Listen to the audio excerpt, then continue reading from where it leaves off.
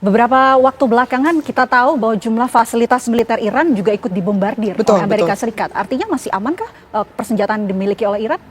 Jadi Iran ini tidak menyimpan cadangan di satu tempat. Ada di beberapa tempat, kemudian juga kalau kita lihat milisinya ya, Israel juga sudah memberikan support persenjataan untuk garis keras yang ada di utara, yang Kurdi ya. Jadi artinya di sini betul-betul bukan lagi main bola atau menang kalah, ini permainan catur gitu. Jadi Iran ini akan bergerak dan melihat bagaimana temponya lebih panjang. Tantangannya adalah bahwa ternyata Amerika dan Israel di sini juga tidak didukung oleh negara-negara sekutunya, dan bahkan masyarakat di negaranya. Hanya 27% orang Amerika yang setuju dengan perang ini, 43% yang menolak. Artinya di sini cognitive warfare-nya bermain. Bahwa kebijakannya Trump justru tidak didukung oleh pemerintahannya. Dan ini kebalik. Jadi Iran itu nasionalismenya khas keiranan dan kepemimpinannya berbeda dengan negara-negara lain. Dua hal ini, dua faktor ini, DNA keiranan itu yang tidak dimiliki oleh Israel dan Amerika. Jadi ibaratnya seorang ayah, ketika seorang ayah pergi kemanapun bekerja, selama anak istrinya mendoakan, mensupport, dia akan gagah. Semangat itu akan terus mengalir begitu ya?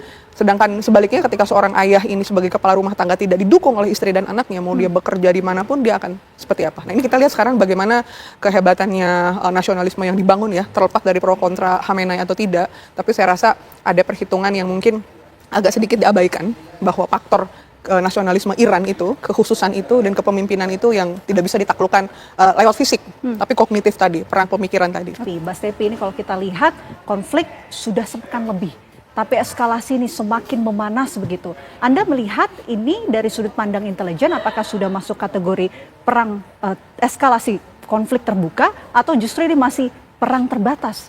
Ya, jadi kalau saya justru melihatnya Iran itu agak sedikit memainkan tensi, agak menyebar dan agak turun. Biasanya 64 gelombang serangan per hari. Sekarang sudah 4 hari ini rata-rata di 5 gelombang serangan. Jadi drastis tuh turunnya. Dan kelihatannya Iran ini memilih perang asimetris. Karena kalau perang simetris tentunya dengan Amerika yang superpower hari ini belum tentu bisa langsung 4 minggu posisinya Iran kalah. Tapi kalau perang asimetris, Iran punya kesempatan untuk menang. Walaupun dia tidak menang, tapi dia minimal tidak kalah.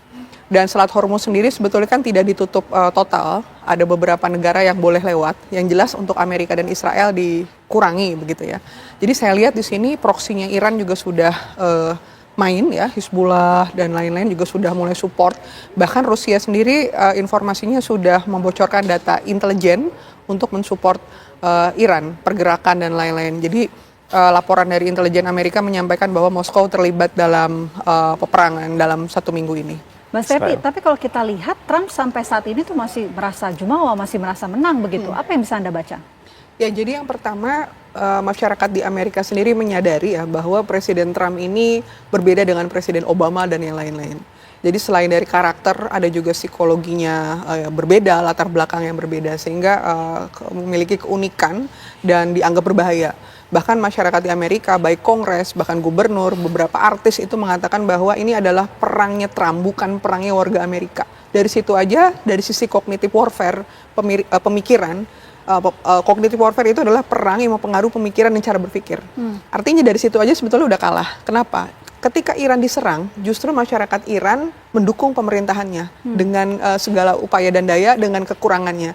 Dan Amerika sebaliknya, justru 47% itu dia menolak. Itu saja udah kalah, masalah dukung-mendukung. Yang kedua Mbak, di sini Iran itu jago sekali namanya proksi. Ada Hamas di Palestina, Houthi di Yaman, Hizbullah di Lebanon. Kira-kira 3 kelompok ini bakal diem nggak? Kan enggak. Ketika ngelihat bapaknya ini diserang tempur, apalagi Khamenei ini udah sosok yang beliau kultuskan di masyarakat Iran. Yang pertama, yang kedua asimetrik. Asimetrik itu bensinnya adalah ideologi. Ideologi keiranan, kekhasan Iran ini tidak dimiliki oleh negara-negara lain. Gitu. Jadi anak-anak kecil, masyarakat itu ketika melihat rudal dan lain-lain itu justru ingin jalan, ingin ini, kami siap mati. Kami siap lapar, yang tadi disampaikan oleh Pak Teguh itu benar sekali. Jadi di sini menurut saya yang bisa menghentikan Trump itu ada 2. Yang pertama dari Kongres dan Senat Amerika sendiri. secara policy, kebijakan, ya, mosi tidak percaya atau impeach. Yang kedua ya people power. Dan ini sudah gelombang masa besar nih.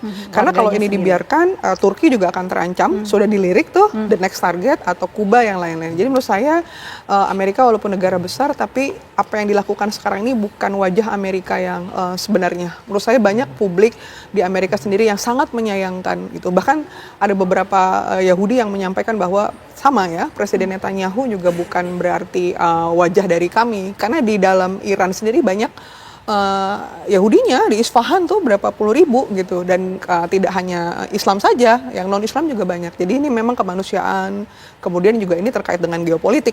COG-nya itu 4. Yang pertama mengganti pimpinan, yang kedua melemahkan rudal, yang ketiga ini kan nuklir dan menghancurkan proksi. 4 itu. Mbak Stefi, kalau Anda melihat sekutu Amerika Serikat yang mulai menunjukkan perbedaan sikap, apa yang sebetulnya terjadi? Ya, jadi dalam geopolitik itu Mbak, itu kita tidak bisa melihat halal haram, baik buruk, agama. Yang terpenting adalah national interest, kepentingan nasional.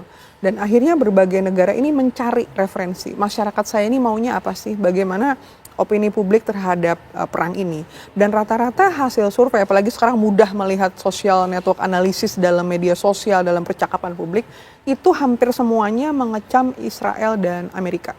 Bahkan ketika Spanyol pemimpinnya itu menyampaikan kami tidak mau ikut pangkalan kami, itu dijadikan menyerang Iran, itu dia dapat engagement yang luar biasa dari masyarakatnya, dapat dukungan yang luar biasa.